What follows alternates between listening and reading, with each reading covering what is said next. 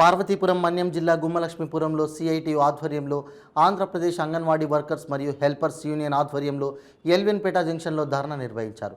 ప్రభుత్వం వారు మాపై చిన్నచూపు చూస్తూ ఉన్నారని, మాకు ప్రతి నెల ఇచ్చే జీతాలు పెంచమని ఎన్నిసార్లు పెంచమన్నా పట్టించుకోవడం లేదని అన్నారు. పేస్ యాప్ ద్వారా చాలామంది ఇబ్బంది పడుతూ ఉన్నామని, గిరిజన ప్రాంతంలో సిగ్నల్స్ లేక ఒకవైపు మొబైల్ యాప్ ద్వారా అప్లోడ్ చేస్తూ ఇంకోవైపు పిల్లలకు న్యూట్రిషన్ ఫుడ్ కూడా ఇబ్బందిగా ఉందని తెలిపారు. సుప్రీంకోర్టు ఇచ్చిన తీర్పును అమలు చేయాలని, అంతేకాక రిటైర్మెంట్ వేతనం 5 లక్షల రూపాయలు గతంలో ప్రభుత్వం వారికి తెలియజేశామని, దానిపై కూడా స్పందించకపోవడం బాధగా ఉందన్నారు.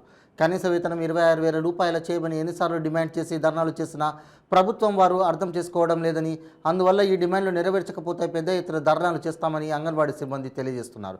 వీరికి మద్దతుగా సిపిఎం నియోజకవర్గ ఇన్ఛార్జి మండంగి రమణ, ట్రైబల్ వారం సభ్యులు లోవరాజు, అంగన్వాడీ కార్యకర్తలు, హెల్పర్లు పెద్ద ఎత్తున పాల్గొన్నారు. మాది పార్వతీపురం మాన్యం జిల్లా భద్రగిరి ప్రాజెక్టు అధ్యక్షురాలను. మాకు చాలా సమస్యలు ఉన్నాయి. మేము ఎన్ని సమస్యల మీద మేము ఎన్ని ధర్నాలు చేసినా, మాకు ఎన్ని నిరాహార దీక్షలు చేసినా మా సమస్యలు ఎవరూ పట్టించుకోవట్లేదు. మా సమస్యలన్నీ పట్టించుకోవాలనేసి మేము ప్రభుత్వాన్ని, రాష్ట్ర ప్రభుత్వాన్ని, కేంద్ర ప్రభుత్వాన్ని ఎన్నిసార్లు తెలియజేసినా మాకు పట్టించుకోవట్లేదు. మాకు కనీస వేతనం 26,000 చేయమని చెప్పాము కూడా, కనీస వేతనం కూడా 26,000 చేయలేదు. మాకు ఎటువంటి సమస్యలు మాకు పరిష్కరించకపోవడం చేతే మేము ఈ సమ్మెకి రాష్ట్ర వ్యాప్తంగా అన్ని జిల్లాల నుండి, అన్ని ప్రాజెక్టుల నుండి సమ్మెకి ఈ రోజు నుండి ప్రారంభిస్తున్నాం. మాకు రాష్ట్ర ప్రభుత్వం, కేంద్ర ప్రభుత్వం మాకు ఏదో ఒకటి మాకు హామీ ఇచ్చే వరకు మేము ఈ సమ్మెని కొనసాగిస్తాం. మేము మన్యం జిల్లా మేము గుమ్మలక్ష్మీపురం మండలం ప్రాజెక్టు మాది. మేము మా సమస్యల కోసం మేము పోరాటం చేస్తున్నాము. కానీ మాకు ప్రభుత్వం వారు మాకు ఎటువంటి, మేము పెట్టిన డిమాండ్స్ కి మాకు ఎటువంటి పరిష్కారం ఇవ్వడం లేదు. మేము జీతాలు మాకు 26,000 పెంచమని మేము అడిగాము.